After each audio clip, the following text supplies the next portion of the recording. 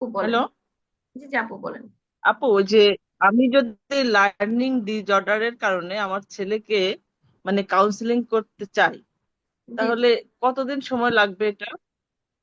আপু, প্রথমে ওর সাথে একটা সেশন নিয়ে বসতে হবে আপু। আগে ওর সাথে বসে ওর কি কি প্রবলেম আছে এগুলো আগে আইডেন্টিফাই করতে হবে আপু। প্রবলেমের উপর বেসিস করে টাইমটা ঠিক করতে হবে আপু। এটা এটা কি লং টাইম নাকি? লং টাইম বা শর্ট টাইমের বিষয় না আপু। ওর প্রবলেমের ক্যাটাগরি গুলো আগে জানতে হবে আপু। এখন আপনি লার্নিং ডিসঅর্ডার, তো এটা একটা বিশাল বিষয়। এখন ও কোন ক্যাটাগরিতে আছে এটা ওর সাথে আমার কথা বলতে হবে আপু। ওর টোটাল প্রবলেম গুলো, স্টাডি নিয়ে, লার্নিং নিয়ে, টোটাল ওর সাথে আমার কথা বলতে হবে। ওর রেজাল্ট গুলো জানতে হবে, ওর বিগত মিনিমাম 2-3 বছরের রেজাল্ট আমাকে জানতে হবে। তারপরে আচ্ছা। প্রয়োজনে হয়তো আমি ওর ওর ক্লাস টিচারের সাথে কথা বলবো। আমার আমার কাউন্সিলিং এর একটা পার্টই হচ্ছে টিচারের সাথে যোগাযোগ রাখা। এটা হচ্ছে আমার কাউন্সিলিং এর একটা ও, অংশ এটা আর কি কি। আপু অনলাইনে হবে নাকি সরাসরি অনলাইনে, কাউন্সিলিং দিতে না না, অনলাইনে করব। কিন্তু যদি আমার প্রয়োজন হয় ওর ক্লাস টিচারকে, ক্লাস টিচারের সাথেও হুম। কিন্তু আমার একটা মিটিং হবে। সেখানে ও থাকবে না, এটা ওনার সাথে আমার হবে। আচ্ছা আচ্ছা।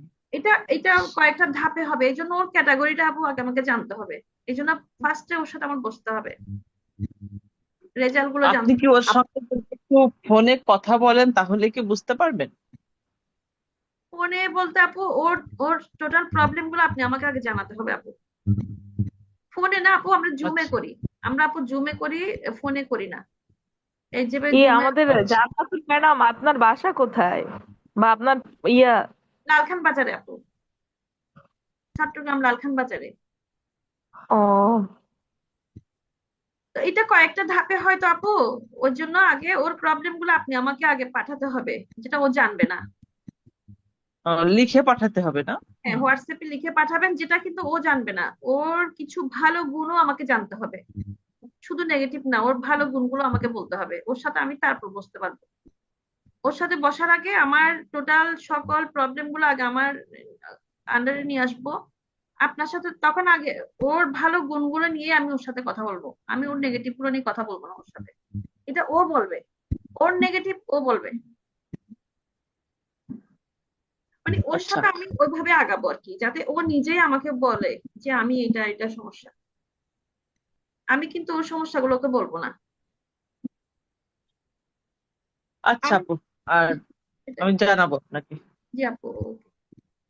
আচ্ছা ঠিক আছে, আচ্ছা তাহলে আপা, ইনশাল্লাহ আমাদের তো আমি আগামীকালকে আমি দেখা কথা হবে। বলবো আপা।